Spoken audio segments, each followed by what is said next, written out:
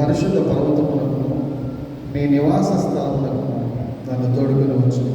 అప్పుడు నేను దేవుని బలిపీఠములకు నాకు ఆనంద సంతోషములు కలుగు చేయి. దేవుని యొద్దకు చేరు. దేవా, నా దేవా, సితారా వాయించచ్చు నీకు కృతజ్ఞతాస్తుతులు చెల్లించు.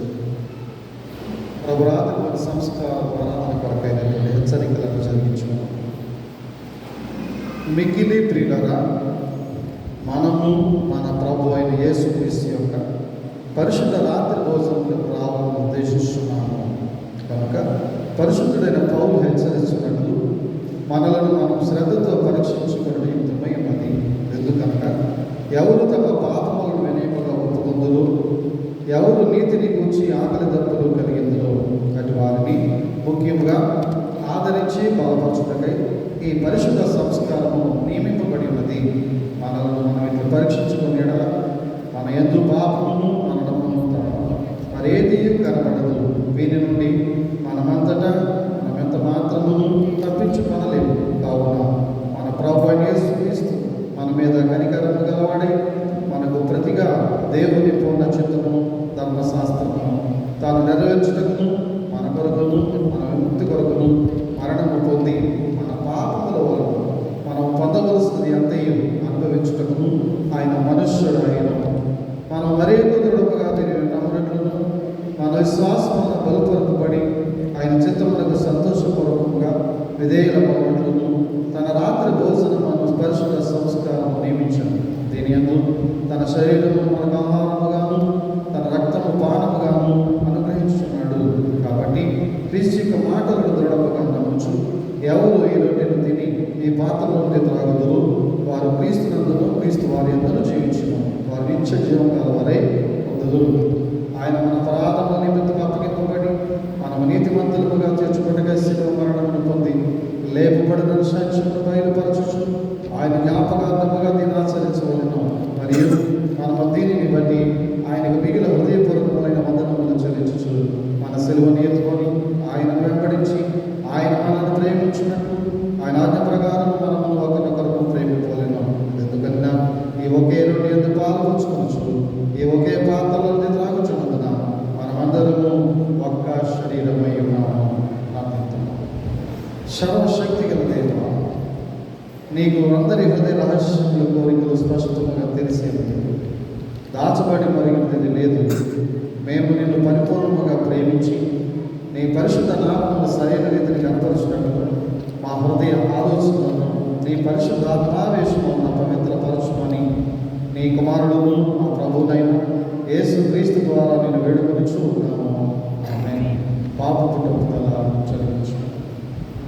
హృదయమును పరిశోధించే సర్వశక్తి గల దేవుని సముఖమందు నేను మిమ్మల్ని అడుగున్నది ఏమనగా, మీరు స్వభావంగా పాపలని చేయవలసిన మీరు చేయక చేయడానికి ఈడు చేయొచ్చు తలంపు వలన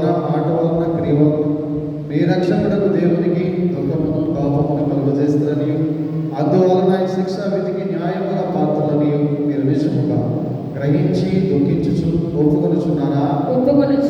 యేసుక్రీస్తు పాపలను రక్షించుటకు లోకమునకు వచ్చనని, ఆయన నామమున విశ్వాసం ఉంచు వారికి అందరికీ పాప పరిహారము కలుగునని నిశ్చయముగా నమ్ముచున్నారా?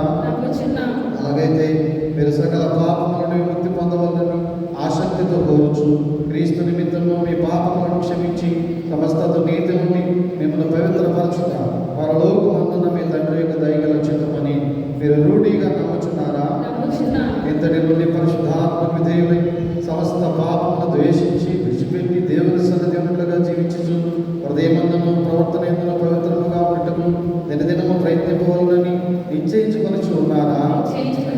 వినయముగా దేవుని ఎదుట పాపమును ఒప్పుకొని ప్రభు అయిన యేసుక్రీస్తు మూలమున మనకు క్షమాపణ దయచేయమని ఆయనను వేడుకొందుము. అందరూ నాతో చెప్పండమ్మా. ఓ దేవా, నా పరలోకపు తండ్రి, నేను నీకు విరోధముగా అనేక విధములైన ఘోర పాపములు చేసి నా పాపము నేను సంపూర్ణంగా గ్రహించలేను కానీ నీకంతయు స్పష్టముగా తెలిసేది నా బాహ్య జీవితంలో ఆంతరిక జీవితంలో లెక్కలేని ఘోర పాపములు చేసి నీ ఎదుట ఒప్పుకొనుచున్నాను. మరియు నేను నా దోషముల గురించి మనస్ఫూర్తిగా దుఃఖించుచు నీ మితిలేని కృపను బట్టి నన్ను కరుణించి నీ కుమారుడును నా ప్రభువైన యేసుక్రీస్తు నిమిత్తమున నా పాపములను మన్నించి కృపతో నా బలహీనతలను తొలగింపుమని నేను వేడుకొనుచున్నాను. ఆమేన్. పాపక్షమాపణ ప్రకటిస్తూ, పరలోకమందున మన తండ్రి అయిన సర్వశక్తి గల దేవుడు మన యందు కనికరముంచి తన ప్రియ కుమారులను మన ప్రభువైన యేసుక్రీస్తు యొక్క శ్రమ మరణ పునరుత్థానముల వరకు మన పాపములన్నీ క్షమించుచున్నాడు. మరియు క్రీస్తు ప్రభుని సంఘము యొక్క కాపరుడైన నేను ఆయన ఇచ్చిన అధికారమును బట్టి మీరు నిజముగా పశ్చాత్తాపపడి ఆయన యందు విశ్వాసం ఉంచు వారందరి పాపములు సంపూర్ణముగా క్షమింపబడి ఉండవని తండ్రి యొక్కయు కుమారుని యొక్కయు పరిశుద్ధాత్మ యొక్కయు నామమున ప్రకటించుచున్నాను. అయితే ఆ అధికారమును బట్టి పశ్చాత్తాపమైన విశ్వాసంగా తెలియజేయమనగా అటువారు పశ్చాత్తాపన స్థితిలో ఉన్నంతకాలము దేవుడు వారి పాపములను క్షమింపడు. మరియు కృపాదినమంతము కాకముందు తమ దుర్మార్గములను విడుదలకి నిజ పశ్చాత్తాపములైన క్రీస్తునందు విశ్వాసము ఉంచిన ఎడల దేవుడు నిశ్చయముగా వారి దోషములను వారి మీదకి రప్పించును. త్రిత్వం తర్వాత 6వ ఆదివారం కొరకు ఏర్పాటు చేయబడినటువంటి ప్రారంభ గీతం చదువుతుంది.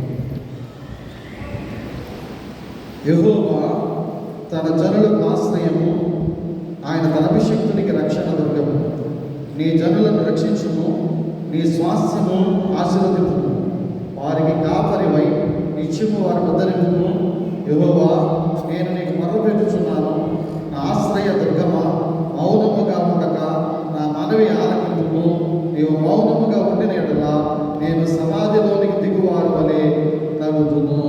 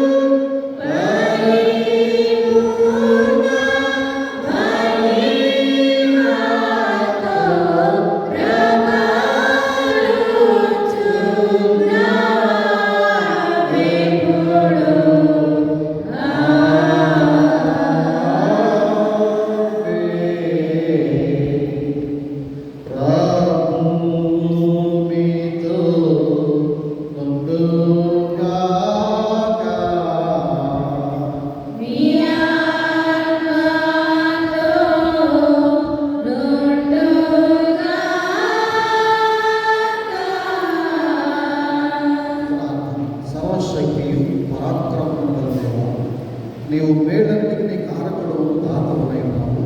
నీ నామమునకు తగిన ప్రేమను మాలో నాటు. మాలో నిజమైన దైవభక్తిని వృద్ధి చేయి. సమస్తమైన మంచి వాటితో మమ్మల్ని పోషించి నీ గొప్ప కనికరమును బట్టి వాటి అందు మమ్మల్ని నిలుపుమని నీతోనూ పరిశుద్ధాత్మతోనూ సదా యాగ దేవుడవై యుగయుగములు జీవించుచు పరిపాలించుండు నీ కుమారుడును మా ప్రభునైన యేసు క్రీస్తు ద్వారా నేను వేడుకొనుచు ఉన్నాను. ఆమేన్. దయచేసి కూర్చోండి. క్రితం తర్వాత 6వ జ్ఞాపకాలు